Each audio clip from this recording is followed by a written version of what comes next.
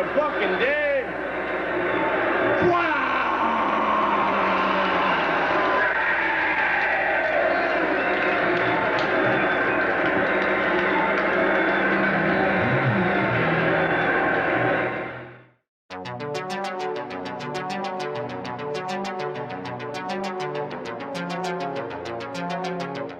For how about the history of the GWAR woman, like for like the different ones, because there's only really I only really know about the Slimettes are like Daniel, but the rest of them I don't really know of them. It's an interesting history. Basically, every GWAR woman that's ever been in the band got into the band because they were somebody's girlfriend. Hate to break it. Yeah, I figured. I hate to break it to you, everyone. Certainly the members, the people who are GWAR women, probably don't want to hear that either. But the first one was called the Huntress, I believe it was. Amazina the Huntress, or something like that. And that is Hunter's girlfriend at the time, who I thought was pretty cute. I thought she was definitely hot. But she didn't do much. And then the next GWAR woman, I think she was just known as GWAR woman. I don't know if she had a real name. But that was Colette Miller, who was an artist at VCU, who also happened to be Dave's girlfriend. Then we went for our first full-time lineup. That's where we stole some band members from other bands. And we went out and got White Cross's guitarist and drummer. We got Rob Mosby and Dewey Rao of White Cross, who was a local Richmond hardcore band. They were kind of like, became the preeminent, I guess, hardcore band of Richmond. But anyways, he had a girlfriend named Lisa Harrelson, who I think was a dancer, if you know what I mean.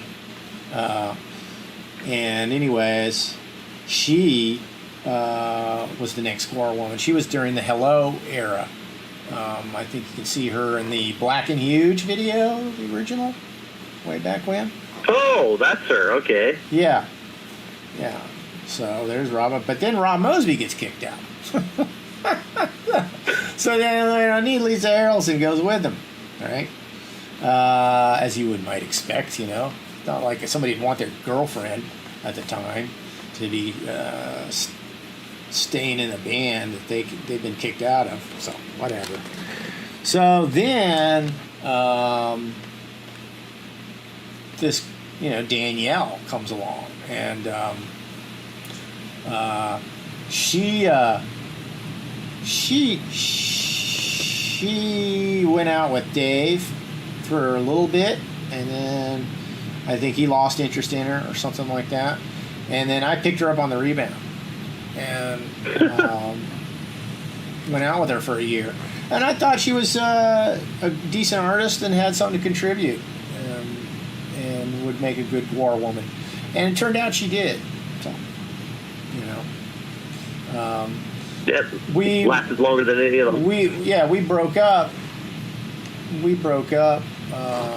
Actually, just threw a wrench in the timeline is the fact that Rob Mosby was still in the band when when Danielle and I had broken up. So. Wonder why Lisa Harrelson stopped doing it. Must have been for another reason. It wasn't because he was kicked out. It must have been for another reason, because he was still in the band when we had broken up. So so that's basically it, to tell you the truth. But I think Danielle Stamp was even though she was somebody's girlfriend, it was still was a good fit, because it's a really difficult situation to exist in. Basically, you got to hang out, be one girl with a whole bunch of guys, and they're not just it's a bunch of guys at their worst. You know what I mean? Like filthy, filthy, and all packed together, and she was very adaptable to that. She had no problems, it would seem. you know, and that's not easy. Not easy, you know. Yeah. What else can you say? You know, she brought sex appeal to the character without making it seem cheap and stripperish, you know. I thought like it that I know a lot. It seems like a lot of the GWAR fans seem to like her a lot. Like I liked her a lot too. I just thought she was more actually legitimately badass and cool without having to try, and you know, without it being forced or anything, which I liked was cool. And I always thought that it was like legit cool. Like you could buy the character. That's what I really liked. Well, I couldn't like when they brought Volatile, I couldn't buy her as a character much. I didn't hate her. I just thought she was too. I didn't buy the character she was portraying, basically. Well, you know, that's as much on, and I won't mention who, one of the artists who designed that character, you know, to a degree. But the other thing was she didn't have a ton of stage presence. No. She didn't, from what I saw, I didn't see a lot of movement from her, but is that I never saw any of her live in any live shows, so I don't know. But she looked like she was kind of a stand-around performer for the most part. You know, unless she had something specific to do, you know, she wasn't moving. Is that right?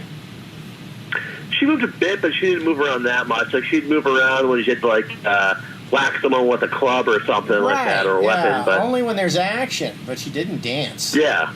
Did she? I didn't see. No. Other than that, no, she didn't.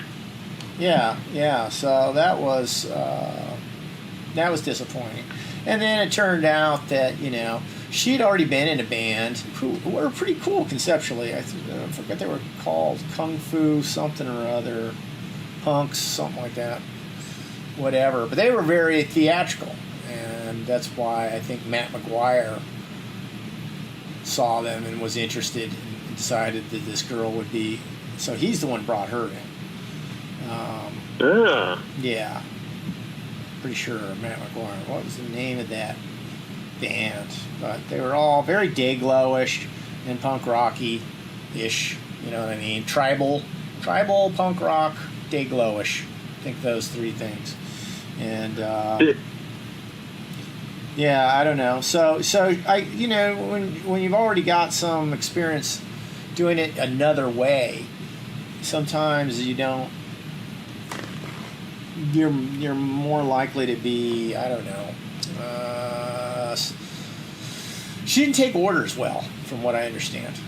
She didn't take orders well, and she, you know, she's kind of a know-it-all. Bit of a already done this. I've already been here. I already know how to do this. You know, which is something you run into a lot when you deal with other creatives. Same thing with some of the artists.